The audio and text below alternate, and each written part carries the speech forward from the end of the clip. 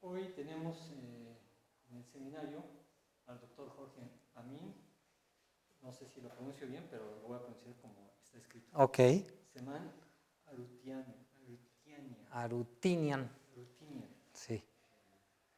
Él es egresado de la facultad, es investigador del Instituto de Física de la UNAM y es el responsable del laboratorio de materia ultrafría, el primer laboratorio de gas cuántico en México. Este laboratorio forma parte del Laboratorio Nacional de la Materia Cuántica, el cual está conformado por la red de laboratorios y grupos de investigación de diferentes instituciones mexicanas. Bueno, obtuvo la medalla Gabino Barrera 2008 y Juan Manuel Lozano Mejía 2007. Sus líneas Gracias. de investigación son enfriamiento láser, gases cuánticos, superfluidez, turbulencia cuántica. Bueno, pues dejamos a Jorge que nos explique qué está haciendo. Bueno, pues muchas gracias. Pues gracias, Jorge, por la presentación y gracias por la invitación. Es siempre un gran gusto estar en la Facultad de Ciencias, que es pues mi alma mater, por supuesto. Y bueno, lo que quiero platicarles hoy es un poco sobre el experimento que hemos construido en el Instituto de Física, en el que básicamente, como el nombre lo indica, tenemos una muestra de átomos que van a tener estadística fermiónica y los vamos a enfriar muchísimo. Y digamos, el contenido de la charla es les voy a, una introducción más o menos breve. Voy a intentar dejar lo más claro posible qué es a lo que llamamos gases cuánticos y qué es ultrafrío. Luego está como la parte más grande de la charla, la más importante, que es platicarles el experimento, cómo funciona, cómo lo hacemos. Y si me da tiempo al final, les voy a platicar un poco sobre las perspectivas y las líneas de investigación que queremos desarrollar aquí en el instituto. Me equivoco, tengo todavía que agarrarle la onda cuál es cuál. Pero bueno, lo que quiero decir es que la física de las bajas temperaturas ha jugado un papel muy importante en el desarrollo de la física moderna, específicamente de la mecánica cuántica, y explica o hay fenómenos que son muy, muy importantes, como es el caso de la superconductividad y el caso de la superfluidez. Y aquí lo que quiero decir es que lo que tienen de común estos fenómenos es que son fenómenos cuánticos macroscópicos. Eso básicamente significa que las propiedades cuánticas del sistema emergen a escala macroscópica, o en otras palabras, son sistemas compuestos por una enorme cantidad, una cantidad macroscópica de partículas que pueden ser átomos o electrones o lo que sea, y el sistema entero es descrito por una única función de onda, que es a la que llamamos función de onda macroscópica, y quiero hacer notar, hay una sola R, no hay R1, R2, una por cada partícula, es una para todo el sistema, y eso es lo que hace la diferencia. Por supuesto, cualquier sistema macroscópico es en el fondo cuántico, pero no hay una función de onda macroscópica que lo describa. Entonces, para explicar un poco cómo es que esta emergencia macroscópica de las propiedades cuánticas ocurre, quiero que consideremos el caso más simple, o sea, el sistema de muchos cuerpos más simple, que es simplemente un gas muy diluido. Ahorita explico qué significa diluido, que va a estar a una cierta temperatura, que va a estar compuesto por átomos idénticos y que va a estar adentro de un potencial. Una caja o un oscilador armónico, no importa.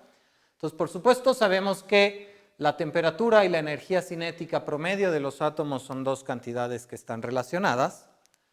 Y por gas diluido, a lo que me refiero es esto, ¿no? Si consideramos que estas bolitas azules son la partícula, esta región amarilla es como la región en donde el intervalo de interacción, el rango de la interacción, como sea que esta interacción sea, lo que estoy suponiendo es que la separación media entre los átomos es mucho más grande que esta R0, que este rango de interacción. ¿Ok?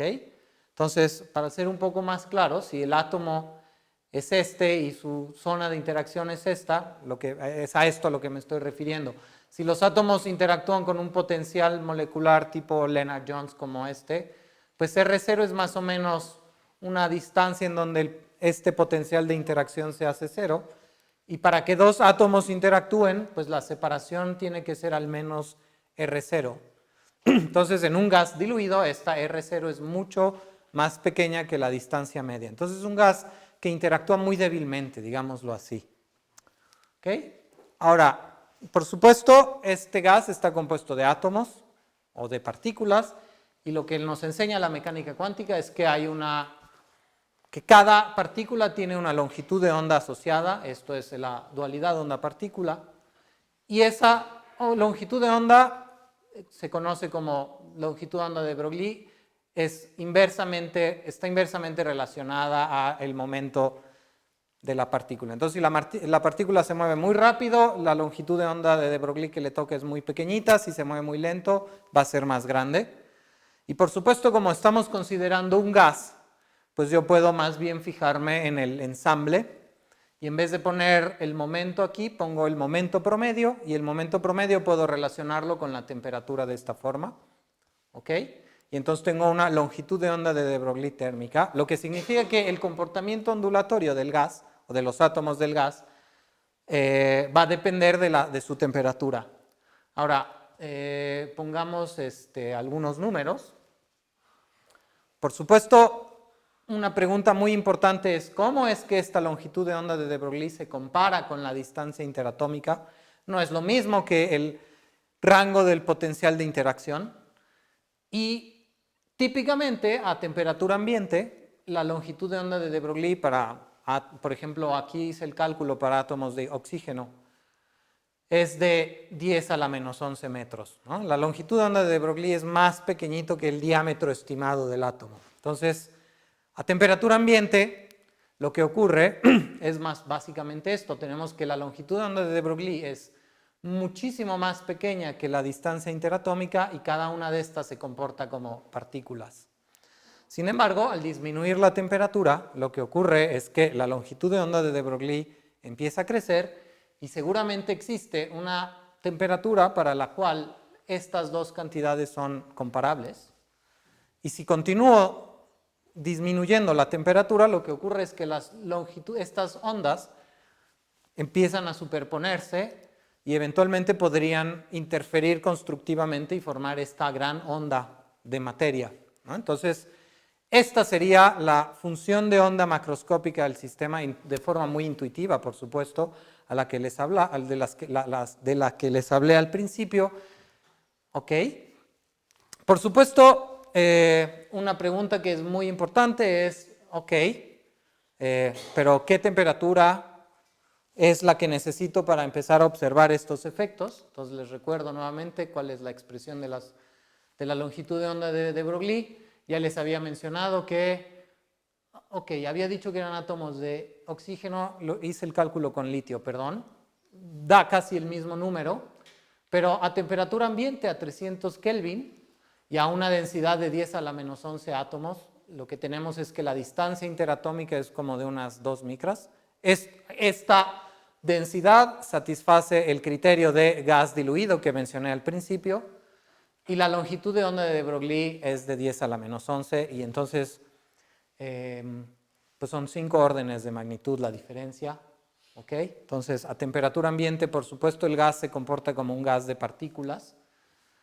Por supuesto, lo que nos interesaría saber es qué temperatura tengo que poner aquí para que la densidad, la separación interatómica sea más pequeña, y uno puede encontrar una expresión para una temperatura crítica abajo de la cual los fenómenos cuánticos se manifiestan a escala macroscópica, y uno encuentra que ese numerito da 100 nanokelvin, arriba el cero absoluto.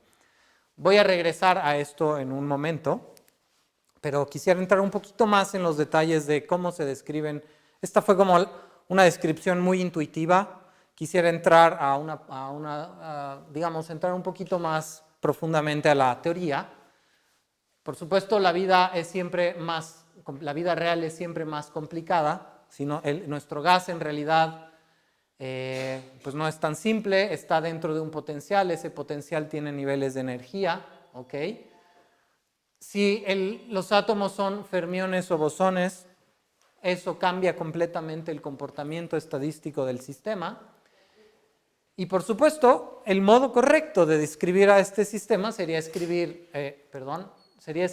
su hamiltoniano, en donde nuevamente estoy usando la aproximación de gas diluido. Tenemos un término de energía cinética para cada átomo, un término de energía potencial, es decir, la interacción de los átomos con la caja, y luego un término de interacción, y como el gas es diluido, puedo suponer que la interacción es por pares. Es la única aproximación que estoy haciendo aquí, que es esta.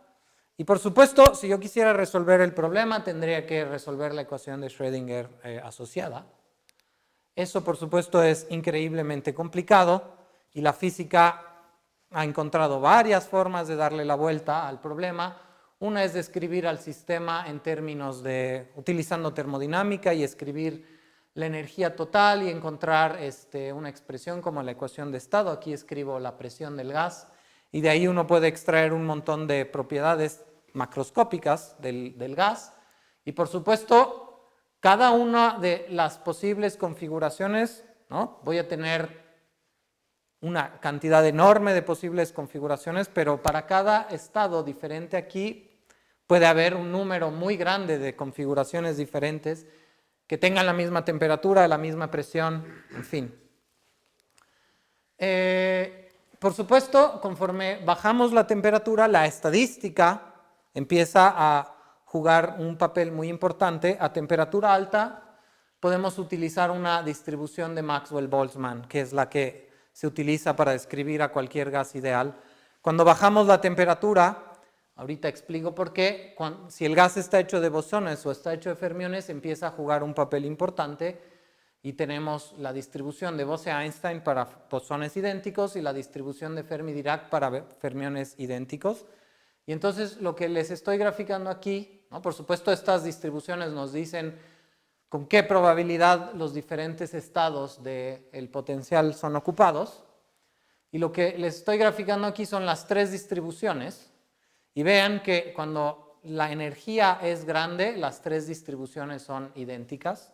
Lo que significa que a alta temperatura, pues son los estados de más alta energía los que van a estar preferencialmente ocupados. Y entonces las tres distribuciones son idénticas y usamos Maxwell-Boltzmann. Al disminuir la temperatura son los estados de menor energía los que queremos ocupar, los que van a ser ocupados preferentemente, y es aquí en donde vemos que las tres distribuciones son muy distintas y entonces justo el comportamiento de fermiones y bosones es muy distinto. Entonces nuevamente tenemos nuestra caja. Si resultara que lo que hay ahí adentro son fermiones idénticos, bueno, lo que sabemos es que los fermiones son partículas que tienen spin semientero. El principio de exclusión de Pauli aplica, lo que significa que solo puedo tener una partícula en un estado cuántico individual. Y si yo bajo muchísimo la temperatura, lo que la distribución de Fermi-Dirac me dice es, no puedes tener más de un átomo por cada nivel, entonces el estado base de tu sistema de muchos átomos, pues va a ser algo así, vas a tener un átomo en el estado de menor energía, luego otro en el que le sigue, luego otro, así, hasta los que haya completado todos los átomos, y luego no tengo nada. El caso de los bosones es muy diferente, ¿no? Los bosones, por supuesto, son partículas con spin entero que no cumplen el principio de exclusión de Pauli, lo que significa que yo puedo poner a todos los bosones que yo quiera en el mismo estado cuántico, y lo que ocurre es, de manera simple, es que todos los bosones se van al estado base, ¿no? Y esto es lo que conocemos como condensado de Bose-Einstein. Entonces, claramente son dos sistemas muy distintos. Quiero que consideremos primero el caso de los bosones, que es un poco más simple. Y básicamente aquí es más o menos claro de dónde sale esa gran función de onda macroscópica que yo les decía al principio. Todos los átomos están ocupando el mismo estado de energía y entonces la función de onda es la misma para todos. ¿Okay? Entonces esto es a lo que le llamamos condensado de Bose-Einstein. Y una de las consecuencias, regresaré más tarde si tengo tiempo, es que este gas, porque sigue siendo más o menos un gas, puede fluir sin ninguna viscosidad. Básicamente, una de las consecuencias es que hay una alta coherencia en el flujo de este gas rarísimo, en el que la viscosidad se hace cero. Entonces, la fotografía que les estoy mostrando es helio líquido superfluido, ¿ok? Esto no es un condensado Bose-Einstein, es solo para ilustrar. Pero voy a regresar al tema de la superfluidez más adelante. El caso, por supuesto, continuamos con los bosones. El caso de un gas ideal es más o menos simple porque tenemos la distribución de probabilidad de Bose-Einstein y sabemos trabajar con ella. Si los átomos interactúan es un poquito más difícil, pero nuevamente escribo la ecuación de Schrödinger con este hamiltoniano de muchos cuerpos, y lo que uno puede demostrar es que usando el formalismo de segunda cuantización uno puede reescribir este hamiltoniano en términos de estos operadores, que digamos usé mañosamente la misma letra pero no son lo mismo. Estos son operadores que se llaman operadores de campo. Y básicamente lo que me dicen, si ustedes ven cómo están definidos como una combinación lineal de operadores de creación y aniquilación, ¿ok? Y esta función de aquí lo que me dice es la amplitud de probabilidad de, por ejemplo aquí, la amplitud de probabilidad de crear una partícula en el estado K, ¿no? Y entonces el gas está compuesto de aplicar el producto de estos dos operadores, ¿no? Eso es lo que me da las n partículas. Y, por supuesto, en el esquema de segunda cuantización no es la ecuación de Schrödinger la que aplica, es la de Heisenberg, ¿ok? Pero estos dos formalismos son equivalentes. Y ahora, por supuesto, hasta aquí el problema solo lo reescribí, sigue siendo un problema increíblemente complicado, sigue siendo un problema que no sabemos cómo resolver, pero ahora usamos dos aproximaciones útiles y que además son realistas. Primero, que la temperatura es muy muy baja, y entonces de la discusión anterior yo más o menos, pues no demostré por supuesto, pero más o menos indiqué por qué es razonable quedarnos solo con el primer término. Pues nos quedamos solo con el primer término porque solo los estados con menor energía son los que están ocupados, ¿ok? Entonces, solo voy a tener partículas en ese estado y puedo despreciar a todos los otros términos. La segunda aproximación era que, como el gas es diluido, utilizamos interacciones binarias y de contacto. Entonces, el potencial de interacción ahora lo reduzco a una delta multiplicado por una constante U0, y esta constante U0 depende de esta cantidad que ahorita voy a explicar qué es. Pero si uno hace eso, si uno hace estas dos cosas y las sustituye en la ecuación de Heisenberg, uno llega a esta ecuación. Y esta es la ecuación importante para describir condensados, se le conoce como ecuación de Gross-Pitaevsky. Se parece muchísimo a la ecuación de Schrödinger, a excepción de este término no lineal. Este término no lineal es la norma al cuadrado de esta función de onda, que vean que solo depende de una R, ya no depende de las nRs, ¿ok? Y la interpretación que se da es que la densidad termodinámica del gas es la función de onda al cuadrado. Entonces, un condensado Bose-Einstein es muy interesante porque si vemos su perfil de densidad tenemos acceso a la norma al cuadrado de la función de onda.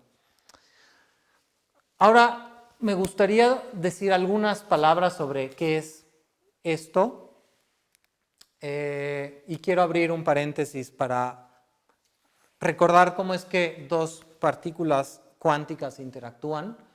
Entonces, por supuesto, uno aprende que si consideramos una colisión entre dos partículas y escribimos la ecuación de Schrödinger de este sistema, ahora sí de solo dos partículas, en el sistema de coordenadas del centro de masa, uno puede demostrar que esta expresión es correcta. Tenemos un centro dispersor, tenemos partículas que entran y luego el centro dispersor las dispersa esféricamente. Entonces tengo una onda plana y una onda esférica. Y la manera en que los átomos interactúan, toda la información de la colisión está metida en esta función que se conoce como amplitud de dispersión. Scattering amplitude, perdón. Entonces, la sección eficaz de choque es simplemente está relacionada de esta manera con esa amplitud de dispersión. Si utilizamos la aproximación de ondas parciales, uno puede demostrar que esta ecuación se puede escribir como una combinación lineal de polinomios, ¿ok?, que dependen de un término angular, que es esta L, y también puede demostrarse que a temperaturas muy bajas o a colisiones de muy baja energía, todo el término que domina de esta suma es el término con L igual a 0, y lo que uno encuentra haciendo esa aproximación es que la amplitud de dispersión es igual a una constante, que se conoce como longitud de dispersión, y si uno sustituye esto acá, la sección eficaz de choque es 4pi a s cuadrado, lo que significa que a muy bajas energías, no importa qué tan complicado sea el potencial de interacción, a bajas energías los átomos chocan como si fueran esferas duras de radio a s. ¿Okay? Entonces, básicamente lo que estoy diciendo es que como esta aproximación cumple en el régimen en el que estamos trabajando, el potencial lo puedo definir como un potencial delta, y entonces esta visión del potencial complicado con una distancia típica de interacción ahora se convierte en un potencial, pues, como escalón, algo así, ¿sí? Y entonces las partículas a muy baja energía chocan como si fueran esferas duras en donde hay un radio efectivo que no necesariamente es esta R0. ¿Ok? Bueno, ahora bien, si yo tengo bosones o fermiones, yo tengo que simetrizar o antisimetrizar la función de onda, si son idénticos. Lo que significa que, digamos, esta era la función de onda de la colisión, y entonces si son partículas idénticas, son bosones idénticos, pongo un más, y si son fermiones idénticos, uso el menos. Y el resultado es bastante impresionante. Los bosones idénticos siguen interactuando como esferas duras, pero los fermiones idénticos ya no interactúan. Entonces, si yo enfrío un gas de bosones, lo transformo en un gas ideal, en el que los átomos dejan de verse los unos a los otros. Y este es un ejemplo, una consecuencia del principio de exclusión de Pauli, se conoce como bloqueo de Pauli. Y aquí cierro mi paréntesis, ¿ok? Y entonces, ahora sí, quiero regresar al tema de los fermiones, ¿no? Entonces, consideramos ya bosones, ya vimos que hay una ecuación de onda, que es la ecuación de Gross-Pitaevsky, que los describe. Ahora quisiera hablar un poco más sobre fermiones. Habíamos dicho que el estado base era este. Hay un principio de exclusión y una consecuencia importantísima es que el scattering length o la longitud de dispersión se hace 0. Este estado base se le conoce como gas degenerado de Fermi o mar de Fermi. Es algo muy similar a un gas ideal en donde no hay ocupación macroscópica, no hay una función de onda macroscópica, no hay superfluidez. Es más o menos aburrido, al menos para nosotros. Así que para poder hacer que este sistema sea un poquito más interesante, vamos a agregarle interacciones. Entonces, por supuesto, todo lo que mostré vale para fermiones idénticos. En el instante en el que rompo la condición de que los fermiones son idénticos, pues las interacciones emergen. Y entonces, ¿qué tal que como mis partículas tienen spin 1 medio o 3 medios, es un número semientero, siempre tengo al menos 2 componentes de spin diferentes en el sistema? Entonces, si yo a mi gas aburrido de Fermi, que no tiene interacciones, pues transfiero algunos átomos a la otra componente de spin, pues el resultado es que ahora tengo 2 gases de Fermi aburridos, ¿no? Pero que interactúan el uno con el otro. Entonces, las azules no interactúan entre sí, las rojas no interactúan entre sí, pero rojo con azul sí.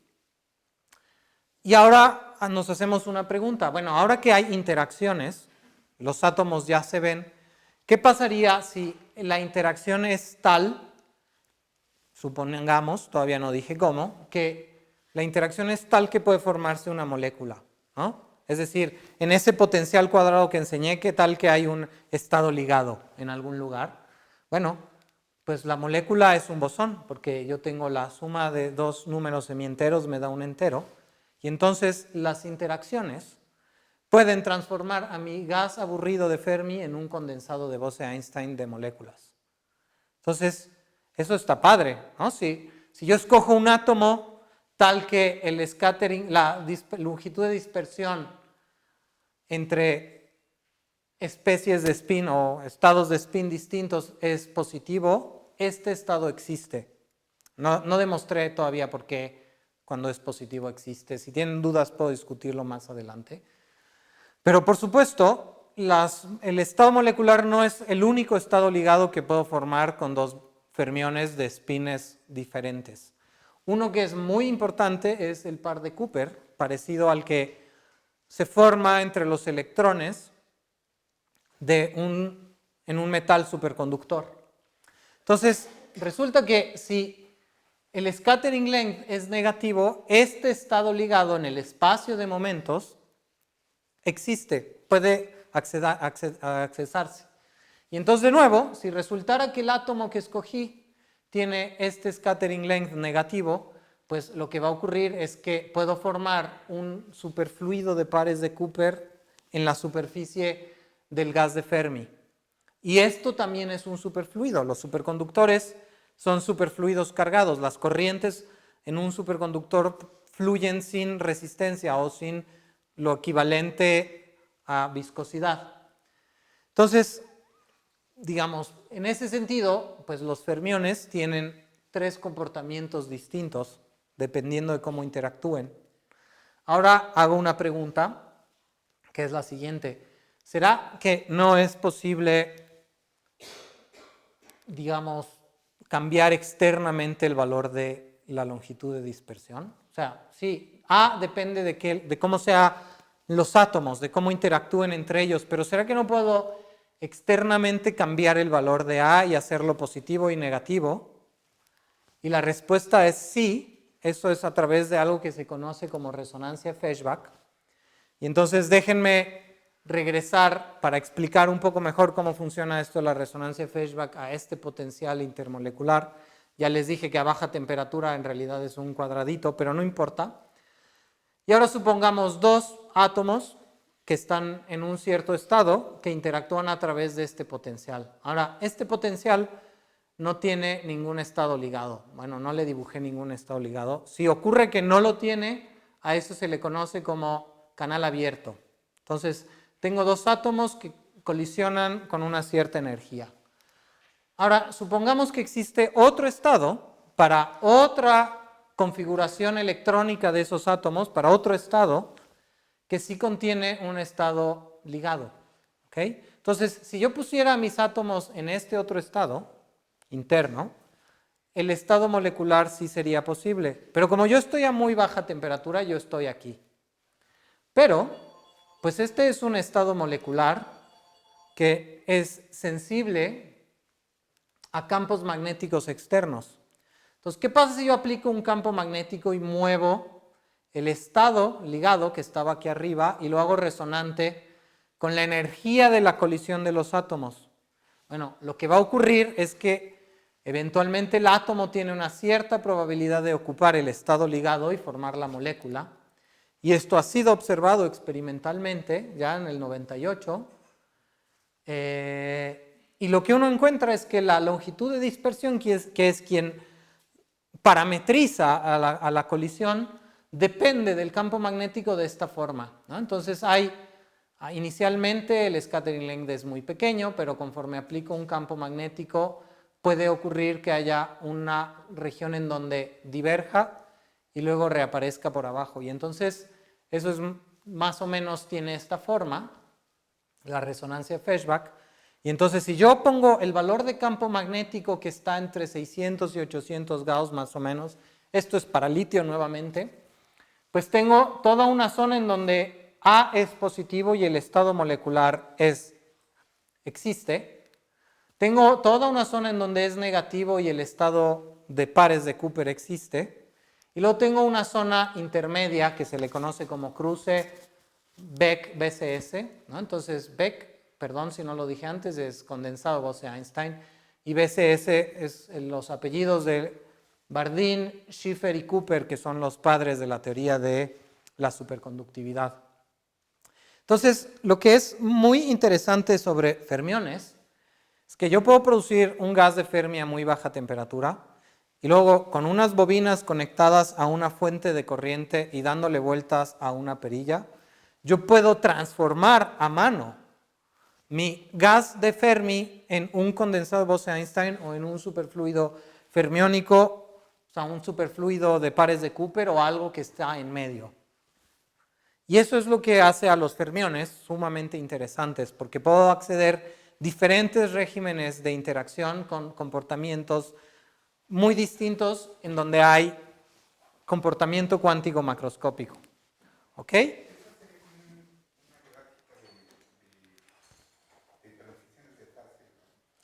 Sí, bueno, no exactamente, no hay una transición de fase aquí. O sea, es el cruce, no estoy mostrando las propiedades termodinámicas, pero es un cruce, el cambio es continuo. Si por ejemplo yo grafico el potencial químico del gas como función del campo magnético o como función de más bien la longitud de dispersión, lo que veo es que el potencial químico y todas las cantidades termodinámicas cambian lentamente, cambian continuamente. Entonces, no, este cambio no es una transición de fase. Ok. Entonces, nuevamente, pues regresemos a la discusión de la temperatura. Habíamos dicho que la temperatura crítica para tener el gas cuántico eran 100 nanokelvin. Entonces, a mí me gusta mucho enseñar esta fotografía. Esta es una foto pues, de América Latina y si en esta escala decimos que la distancia entre la Ciudad de México y Río de Janeiro, por ejemplo, corresponde a 300 grados Kelvin, a la temperatura ambiente, pues la temperatura de la condensación de Bose-Einstein correspondería a la puntita de un lápiz, ¿no? Comparada con esta distancia, ¿no? Son muchos órdenes de magnitud, ¿sí? Y por supuesto aquí uno... pues bueno, primero decir que estas son consideradas las temperaturas, más bajas conocidas en el universo. Entonces, el lugar más frío del universo, hasta donde la ciencia sabe, es el planeta Tierra, en laboratorios como el que les voy a describir ahorita. ¿Ok? Y la segunda cosa es que, bueno, alcanzar esas temperaturas seguro que es un reto técnico experimental muy complicado, tan grande que en el año de 1995 se logró la primera observación experimental en laboratorios en Estados Unidos, un laboratorio por Eric Cornell y Carl Wyman, y otro de Wolfgang Ketterle y otro de Randall Hewlett, y los tres que están en blanco y negro se ganaron el premio Nobel por hacer el condensado. Y 3 años después alguien observa, Deborah Jean y Brian DeMarco observan el primer gas degenerado con fermiones, ¿ok? A ellos ya no les toca el Nobel, pero vaya, de la predicción teórica a la observación pasaron 70 años. Entonces, justo ahora la segunda mitad de la charla es explicarles cómo se producen estos gases ultrafríos, cómo se alcanzan esas temperaturas. Y bueno, les voy a contar cómo lo hacemos nosotros. Y básicamente en nuestro experimento utilizamos un gas de fermiones. El fermión que elegimos es el isótopo de litio 6. Y la mezcla de spines que vamos a utilizar son los dos estados hiperfinos de más baja energía, que son el estado F1 medio y sus dos proyecciones, a las que llamamos 1 y 2 respectivamente. El litio a temperatura ambiente es un sólido, ¿okay? Esta es una ampolleta. Y por supuesto, la resonancia Feshbach que les enseñé es la de esta combinación de estados de spin. ¿Okay? Entonces, por supuesto, si vamos a producir el gas o el objeto más frío del universo, más vale que esté muy bien aislado. Entonces, el primer componente de nuestro experimento es un sistema de ultraalto vacío. La idea es una cámara donde hacemos el experimento conectada a una bomba de ultraalto vacío y una región en donde ponemos la muestra que vamos a enfriar. La idea es poner el litio sólido aquí, pero lo que queremos es un gas diluido, entonces lo que hacemos es que calentamos tantito el litio, se forma un vapor, una parte del vapor por supuesto es bombeado, pero otro llega a la cámara experimental, en donde hacemos los experimentos, y la presión es muy baja, es de 10 a la menos 11 torres. Entonces, este era un sistema simplificado, el sistema real este es nuestro diseño. No quiero entrar mucho en los detalles de esto, pero básicamente tenemos nuestro receptáculo que calentamos a 400 grados para producir el vapor. El vapor viaja a través de esta tubería hasta la cámara de ciencia, en donde la presión ya es la apropiada. Y aquí en medio hay una cosa que se llama bombeo diferencial, que lo que hace es mantener una diferencia de presiones entre el horno caliente y el resto del sistema. Esta es una fotografía del sistema. Esta sería una fotografía solo de la cámara en donde hacemos los experimentos. Vean que tiene ventanas, que es para poder observar y manipular la muestra. Este sería un corte, ¿no? Sería la cámara cortada a la mitad. La muestra quedaría más o menos atrapada aquí en el centro. Y ahora hay que enfriar ese gas que primero calentamos para poderlo producir. Y la técnica más importante es una que se conoce como enfriamiento láser. Y la idea es bien simple. O sea, la idea es conservación de momento lineal. Fin. Entonces, básicamente la idea es considerar, un átomo que tiene por supuesto es una descripción semiclásica, que tiene un cierto momento, que absorbe un fotón que se contrapropaga y que tiene otro valor de momento, ¿no? Entonces, por supuesto, después de la absorción, el momento del sistema se tiene que conservar y entonces el nuevo momento del átomo pues es menor al que tenía originalmente y el átomo se frena. Pero por supuesto ustedes me pueden decir, sí, pero el átomo, hay emisiones, o sea, la emisión espontánea existe, el átomo va a remitir el fotón que absorbió y va a ganar una patada en la dirección opuesta a la que lo emita y no le hiciste nada, solo lo desviaste tantito. Bueno, ahora consideremos que absorbe no un fotón, sino n, con n, no sé, 10 a la 8 fotones, muchos. Entonces, lo que va a ocurrir es que el momento es el momento original del átomo menos el momento de los fotones que absorbió, más el momento de los fotones que remitió. Pero como el proceso de emisión es espontáneo, es aleatorio, esta suma da 0 porque la patada asociada a este fotón se cancela con esta, y el de este con este, y el de este con este. Y al final, después de un número grande de absorciones y remisiones, sí hay una transferencia neta de momento, ¿ok? Y entonces puedo disminuir la velocidad de los átomos. Por supuesto, esto es en una dirección. Si yo tuviera una dimensión, tendría que iluminar al átomo por un lado y luego por el otro, ¿sí? Para que, dependiendo de en qué dirección se mueva, absorba o no. Y lo que uno puede mostrar, no lo estoy haciendo, es que la fuerza que los átomos sienten, ¿no? Asociada a ese cambio de momento, es proporcional a la velocidad, y que para velocidades bajas, para temperaturas muy bajas, esa fuerza es lineal, ¿sí? Y aquí lo que están viendo son diferentes curvas para diferentes valores de sintonía de la luz. Depende de cómo esté sintonizada con las transiciones atómicas, pero eso, bueno, es un detalle, es muy importante, pero no quisiera discutirlo mucho en este momento.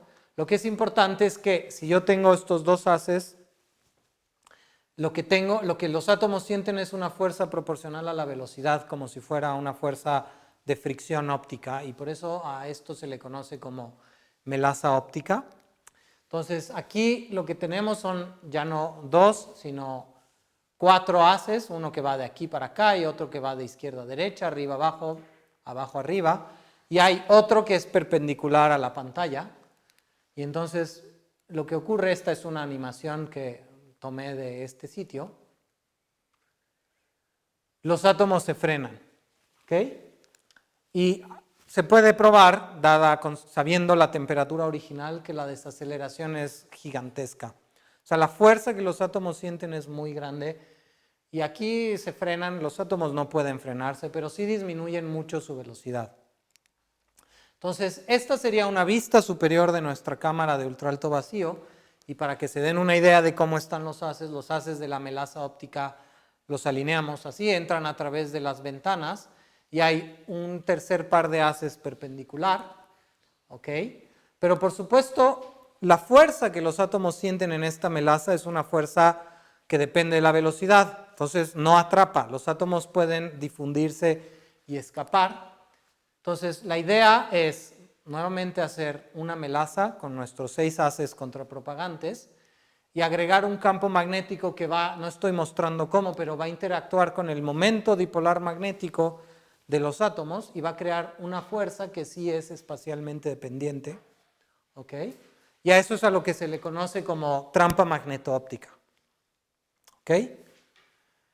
Entonces tengo una fuerza que enfría y otra fuerza que atrapa. Y bueno, los que desarrollaron la teoría asociada e hicieron los experimentos, que son estas 3 personas, Steven Chu, Claude Cohen-Tanucci y William Phillips ganaron el premio Nobel. Entonces, por supuesto, les dije, la idea es bien simple, es transferencia de momento entre luz y materia. El sistema óptico necesario es en realidad bastante complicado. Este es el esquema de nuestra óptica.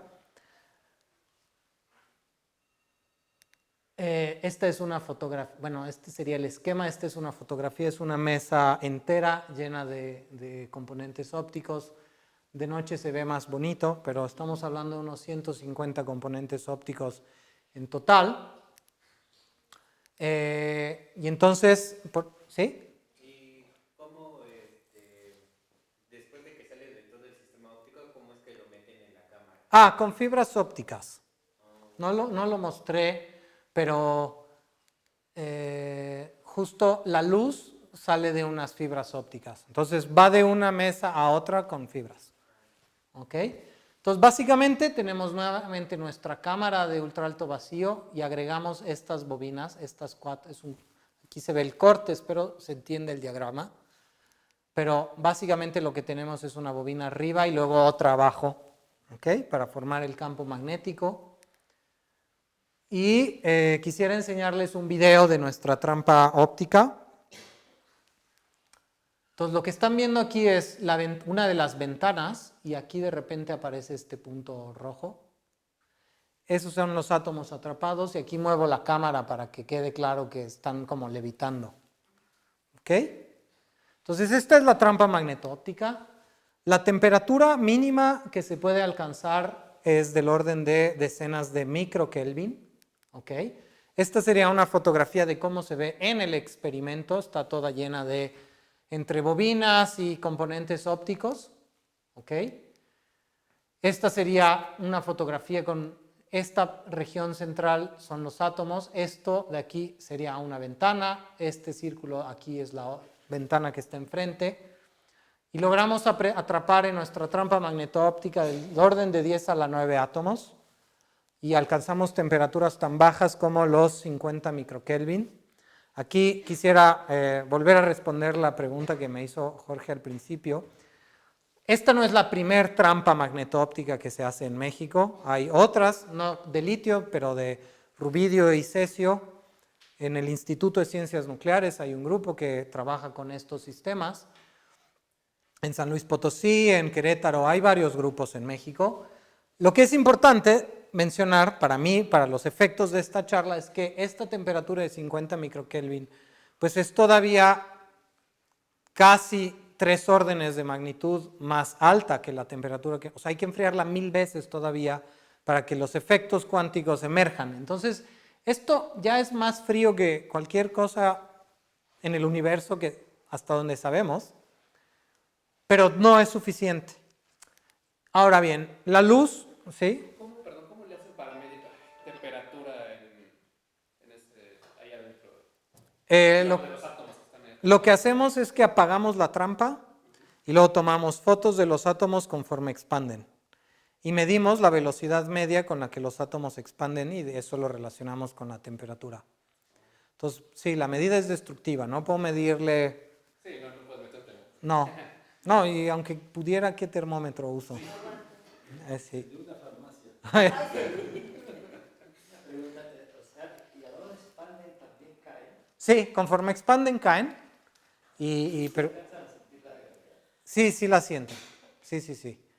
De hecho, eso lo usamos un poco para calibrar el sistema de imagen, porque como sabemos la aceleración de la gravedad, sabemos cuánto deberían moverse en un tiempo dado.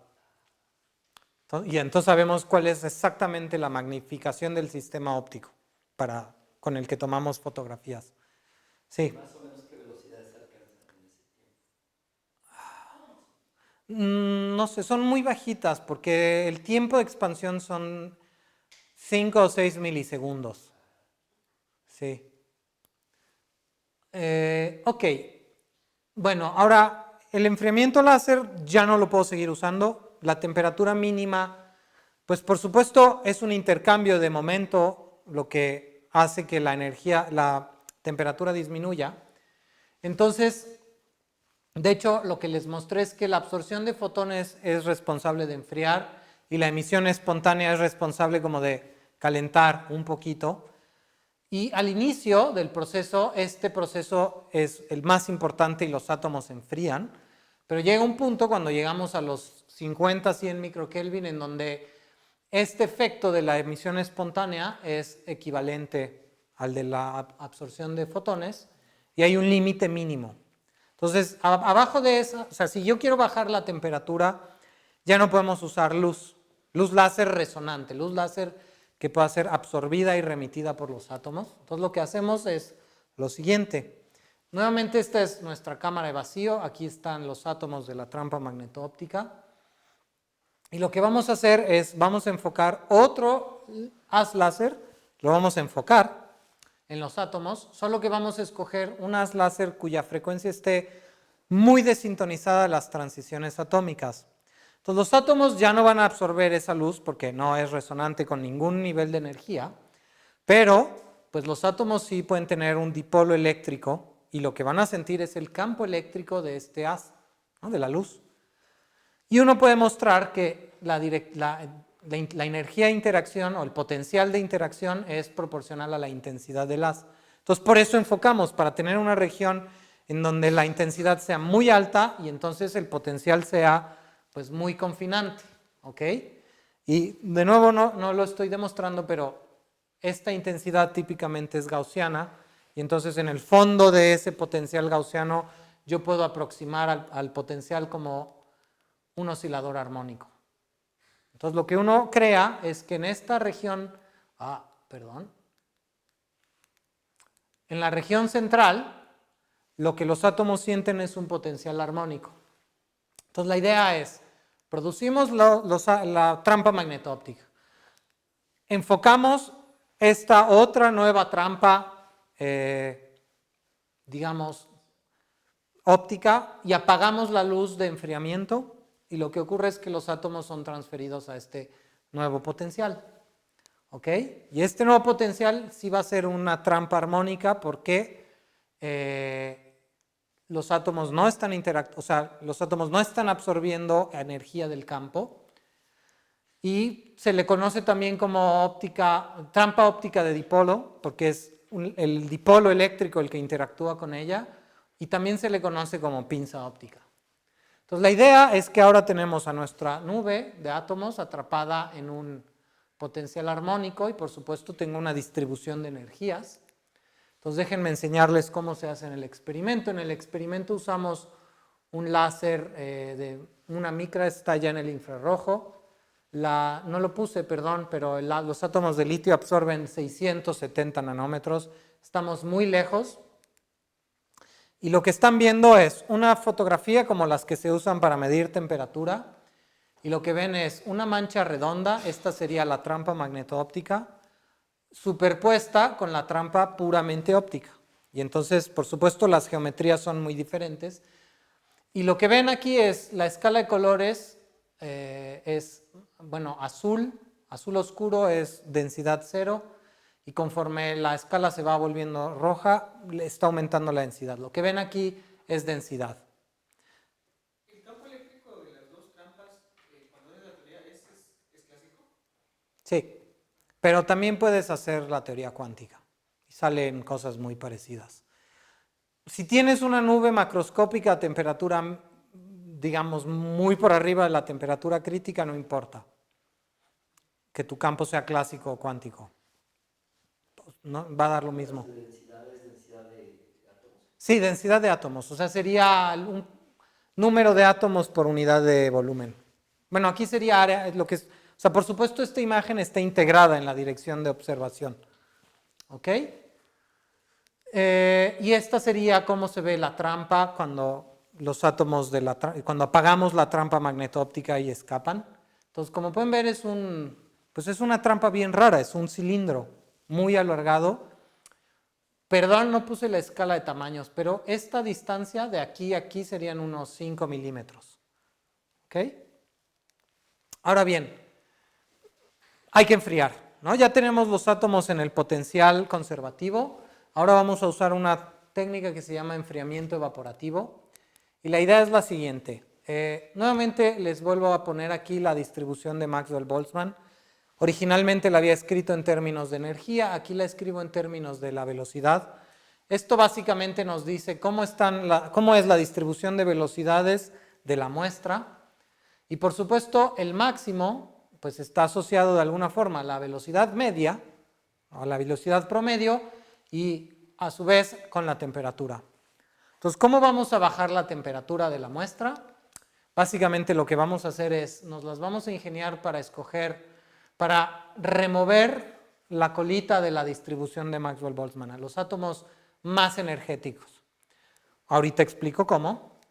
Después de hacerlo, nos queda una distribución fuera de equilibrio, en la que no puedo definir temperatura ni nada, pero rápidamente retermaliza en una nueva distribución de Maxwell-Boltzmann que va a estar corrida hacia la izquierda. Entonces la temperatura, tengo menos átomos, pero la temperatura es más baja. ¿Ok? Entonces, ¿cómo hacemos eso? Tenemos a nuestros átomos en nuestra trampa armónica y lo que hacemos es disminuir la potencia del haz láser para disminuir la altura del potencial, y los átomos más energéticos son los que logran escapar, ¿no? Mientras que los menos energéticos se quedan. Entonces, si ese proceso es hecho de manera eficiente para que la temperatura disminuya más rápido que el número de átomos, pues lo que ocurre es que la temperatura crítica de la condensación es eventualmente la cruzamos y producimos un condensado de Bose-Einstein.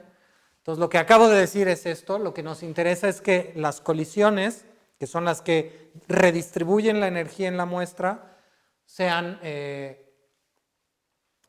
que las colisiones ocurran con mucha frecuencia para que la temperatura disminuya más rápido que el número de átomos. Entonces, déjenme regresar otra vez a nuestro esquema de vacío. Tenemos a nuestros átomos en la trampa óptica.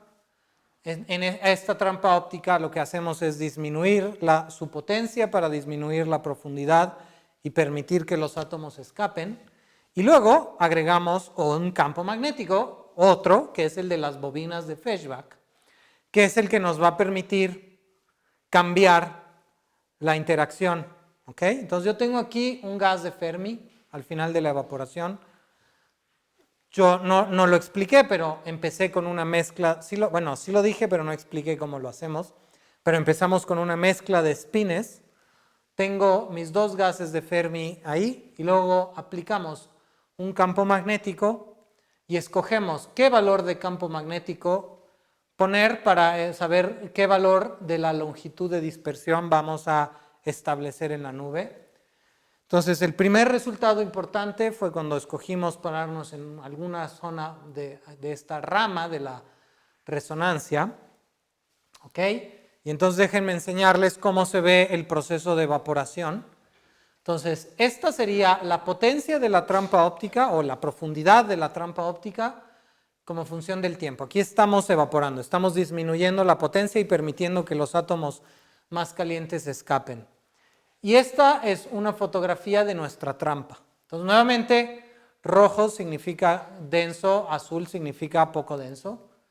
Y al ir aplicando, esta es una composición de fotografías, al ir aplicando la evaporación, ¿no?, la nube se va contrayendo y se va haciendo más y más densa. Y en un cierto punto tenemos un condensado de Bose-Einstein. Entonces, ¿qué les voy a enseñar a continuación? Lo que les voy a enseñar a continuación es otra sucesión de fotografías en donde lo que hicimos fue producir una muestra a una cierta temperatura, arriba o abajo de la temperatura crítica, y luego apagamos esta trampa óptica y los átomos empiezan a caer, pero empiezan a expandir también. Entonces, lo que están viendo aquí nuevamente es la misma fotografía, o sea, una fotografía tomada igual, y si notan aquí hay una mancha azul.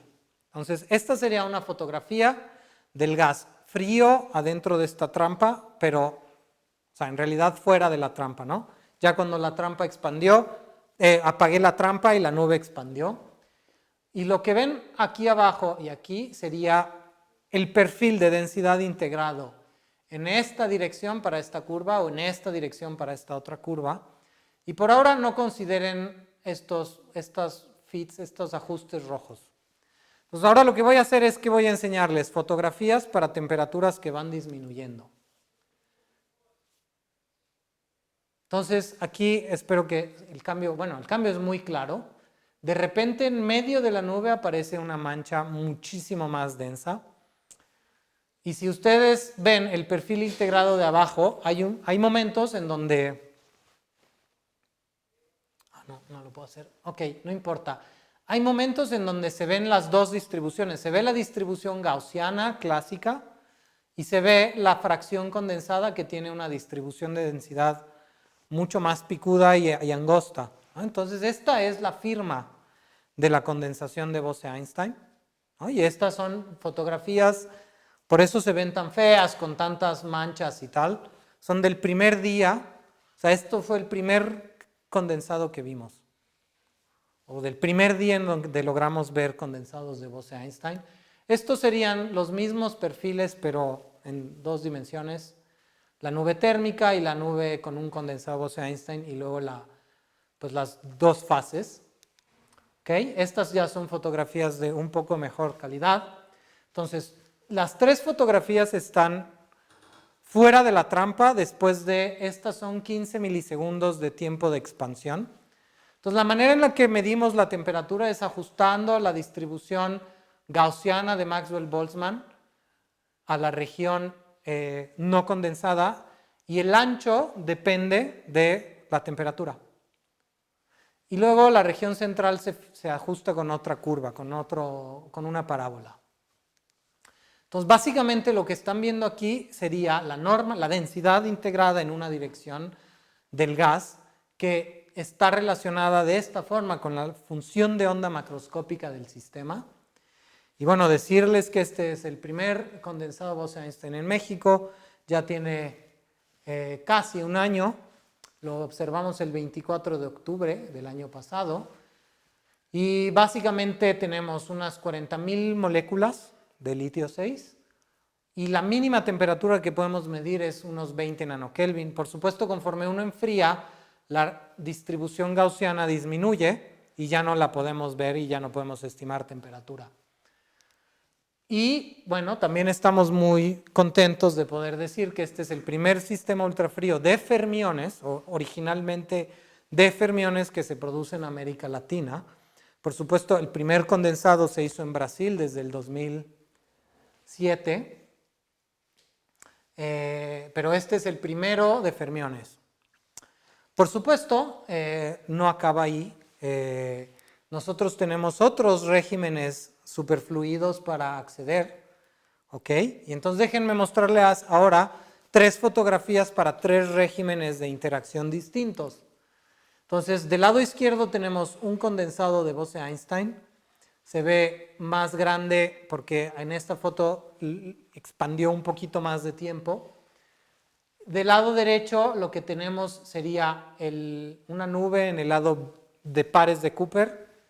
Entonces, esta nube, en este momento no les puedo asegurar que sea un superfluido porque no hemos hecho las pruebas, no hemos medido cosas asociadas a la superfluidez, pero sí está muy fría.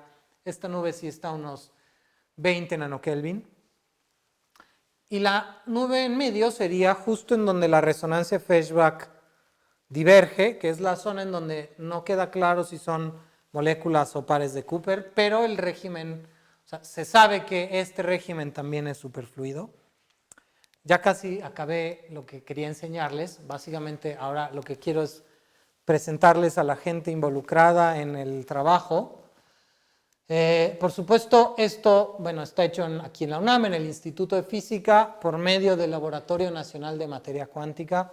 La directora del Laboratorio Nacional es la doctora Rocío Jáuregui. Hemos contado con apoyo de colegas teóricos, Víctor Romero y Rosario Paredes, y también colegas experimentales de otros experimentos, que son Daniel Sagún, Asaf Paris. Tenemos también un técnico académico, Carlos Gardea. Y para mí siempre es importante mencionar al doctor Manuel Torres, quien era director en la época en la que se creó el laboratorio y que pues gestionó un montón de cosas para que fuera posible. Pero la gente que pone, de hecho, las manos en el experimento es la que está en esta foto.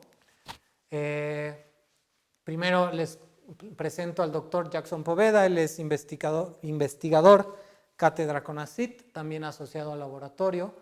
Nuestros estudiantes Diego Hernández y Eduardo Padilla de maestría, Andrés Gutiérrez, Sebastián Morales, Melanie Bautista y Karen Cuervo de licenciatura, y también Javier Cárcamo de licenciatura. No estaba el día en que tomamos la foto. Todos ellos son estudiantes de aquí de la Facultad de Ciencias. Y bueno, lo que seguiría serían las líneas de investigación, pero ya se me acabó el tiempo. Mi objetivo era platicarles un poco sobre el resultado del condensado, Este sería nuestro resultado más importante al momento y ya estamos en condiciones de empezar a hacer experimentos. Así que tengo una curiosidad. En los tres regímenes, ¿cuál es la vida media de las moléculas que estás haciendo? Esa es muy buena pregunta. Depende muchísimo de la interacción. El lado más fermiónico tiende a tener tiempos de vida más altos porque las interacciones son solo entre dos cuerpos. Si hubiera un tercer cuerpo, pues o es spin-up o spin-down, y entonces hay bloqueo de Pauli. Entonces la colisión de tres cuerpos que limita fuertemente el tiempo de vida no existe, o sea, es cero. Entonces, el tiempo de vida de las nubes en estos dos lados es de varios segundos y está limitado principalmente por la calidad del ultraalto vacío, ¿no? De colisiones con el vapor de fondo. El lado Beck típicamente, entre más Beck sea, entre más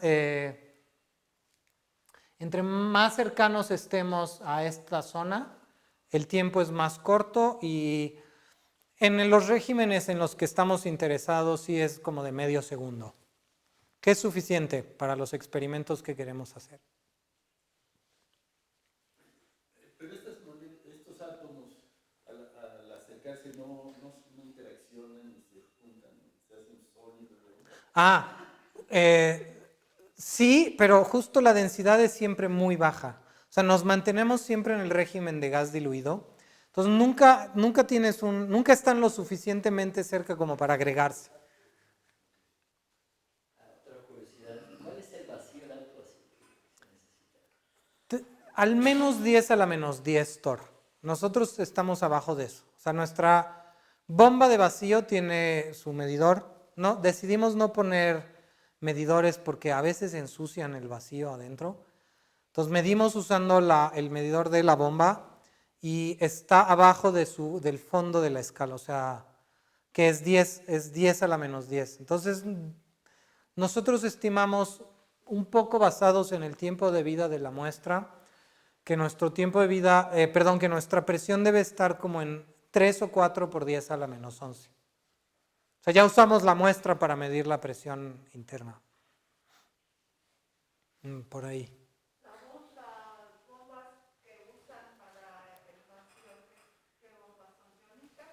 Son bombas bueno, son unas bombas que vende solo una empresa, que es, como dices, una bomba iónica. O sea, son estas... No, ya me equivoqué.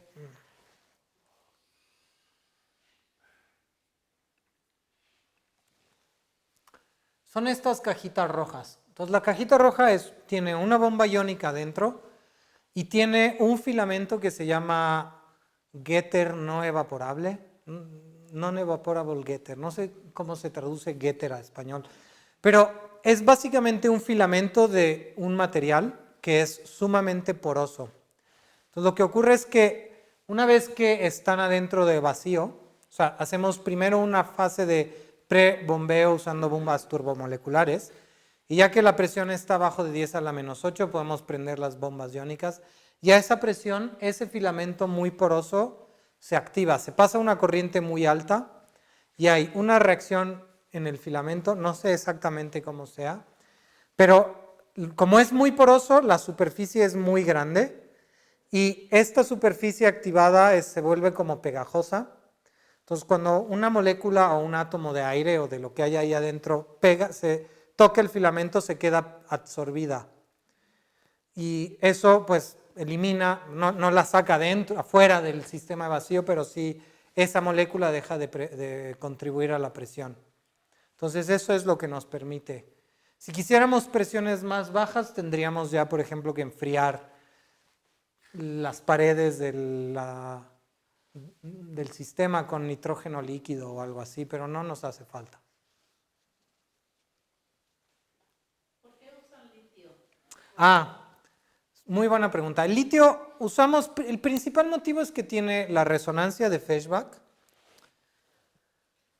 y en particular la resonancia de Feshbach de litio, lo que es muy importante es que la resonancia, el ancho de la resonancia, que lo definimos como la distancia entre el lugar en donde se hace cero y diverge, es muy grande, son 300 Gauss. Lo que significa que podemos producir con mucha precisión un campo entre 500 y 830 Gauss, lo que significa que tenemos un control muy preciso de la longitud de dispersión. Entonces, hay otros átomos que son más fáciles de enfriar, como el rubidio, y también el rubidio tiene una resonancia Feshbach, pero la resonancia Feshbach del rubidio tiene, o sea, en vez de ser 300 Gauss, es como 1 miligauss, o sea, es súper estrecha. Entonces, ya lo que yo tengo de electrónica para controlar mi corriente ya es muy burdo para ese ancho y no puedo usar la resonancia. Ese es un motivo. Otro motivo es que el litio tiene, además de un isótopo fermiónico estable, tiene otro bosónico, que es el litio 7.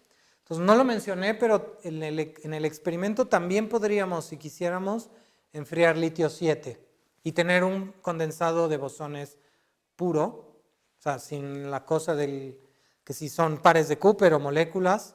Y en particular también el isótopo bosónico tiene resonancia Feshbach. Entonces yo podría producir, muy parecida a esta, podría producir un condensado de Bose-Einstein de litio 7 ideal, sin interacciones, que es algo que no puedo hacer aquí. Entonces escogimos litio porque tiene resonancia Feshbach muy buena. Dos isótopos, un fermión y un bosón estables. Y el tercer motivo es que el átomo de litio es un átomo alcalino, lo que significa que todas las transiciones electrónicas que se usan en el enfriamiento conciernen a un solo electrón, que es el electrón de valencia. Entonces, el sistema óptico, que como les enseñé ya es bastante complicado, es el más simple que se puede tener. Si yo usara un elemento de la columna que sigue, ya son 2 electrones y tengo que duplicar la cantidad de óptica y de frecuencias láser. Entonces, el átomo litio es alcalino y por lo tanto fácil de enfriar, resonancia Feshbach y varios isótopos, bueno, un fermión y un bosón. Por eso. Dices que el 7 es bosón, no entiendo eso. O sea, ¿por qué decir que Porque tiene Que una son más. las neutrones, tienen exacto. O sea, es 7 porque tiene 7 nucleones y luego tiene 3 electrones. Entonces 7 más 3 da un número par y entonces el spin total del átomo es entero. Todo el átomo, exacto. Y el 6, pues hay un neutrón menos y te da un número impar. Sí. Yo creo que habría que ser pares de los números de... Ah, En la región del crossover tienes coexistencia de como botones con fermiones, ¿no? más o menos. ¿No hay modelos para la interacción entre ambos? Sí hay modelos. O sea, lo que es muy interesante del crossover, o sea, básicamente lo que tú puedes, la manera en la que lo vemos es que las moléculas, o sea, el tamaño de la molécula es muchísimo menor que la separación interatómica y por eso podemos hablar de un bosón puntual. En el lado de fermiones, del BCS, lo que tienes es que el par de Cooper típicamente es mucho más grande que la separación interatómica. O sea, el par de Cooper es más grande que la distancia media entre los átomos. Y entonces tienes algo que es fermiónico. O sea, no tienes una o sea, el par de Cooper no es exactamente un bosón. ¿Ok? Lo que tienes en el crossover es que conforme te mueves de aquí a acá, el par se va acercando y justo en el crossover lo que ocurre es que la separación interatómica es del mismo orden que el tamaño del par. Y lo que ocurre es que de este lado, como son partículas puntuales, puedo usar teorías de campo medio para describir al sistema. Si estoy muy lejos en el BCS profundo, de nuevo, la teoría de Bardeen, Schiffer y Cooper es una teoría de campo medio. Y entonces, aquí y aquí la teoría es simple. Aquí, el problema es que el sistema interactúa muy intensamente porque la interacción es infinito. O sea, básicamente un átomo en un extremo de la nube puede interactuar con un átomo en el otro extremo. Entonces el sistema está fuertemente correlacionado y entonces el sistema ya no puede ser descrito con teorías de campo medio y los modelos teóricos se vuelven súper complicados. Ya no puedes, o sea, ya tienes que ir más allá de aproximaciones de campo medio.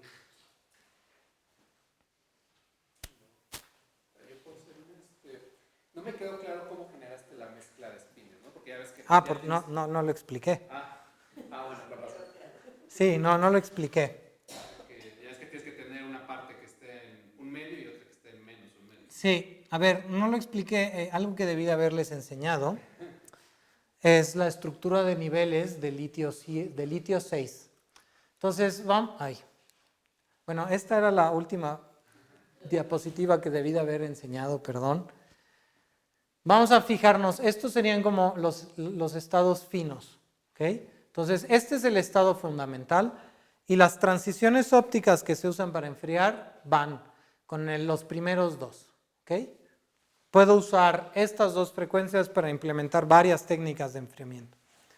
Ahora, la estructura hiperfina, este estado se desdobla en dos, ¿ok? Entonces, estas serían las dos componentes hiperfinas del átomo de litio. Bueno, lo que hacemos es que cuando se transfiere a la trampa puramente óptica, jugando con estas frecuencias, transferimos, no importa en qué ciclo estén, nos las ingeniamos para transferir a todos los átomos a este estado, al F1 medio, que sería el estado base absoluto.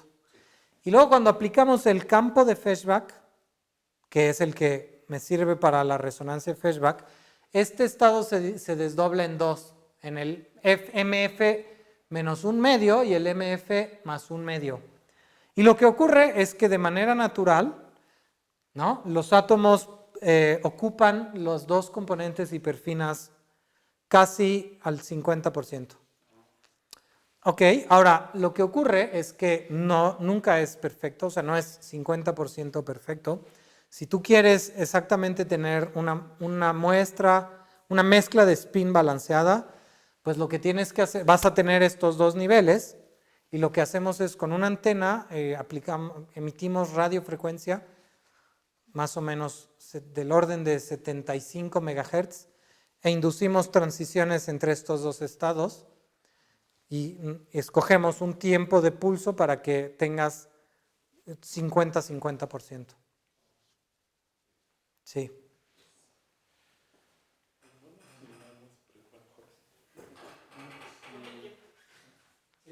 ¿Cuánto tiempo tardan en realizar el escaneo?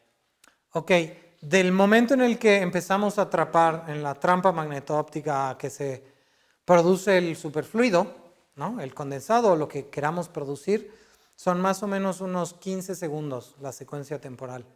Y luego cuando medimos tomamos una foto y como esa foto, pues yo lo que hago es iluminar con luz, que tampoco expliqué cómo se hace la foto, pero básicamente la muestra está aquí.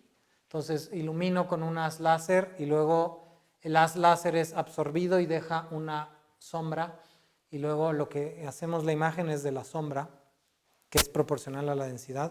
Esta imagen es destructiva. Entonces, cuando absorbe estos fotones, la nube se calienta y la destruyo. Entonces, tengo que volver a producir otro. Y entonces los experimentos no se hacen con una muestra, sino con varias y haces estadística.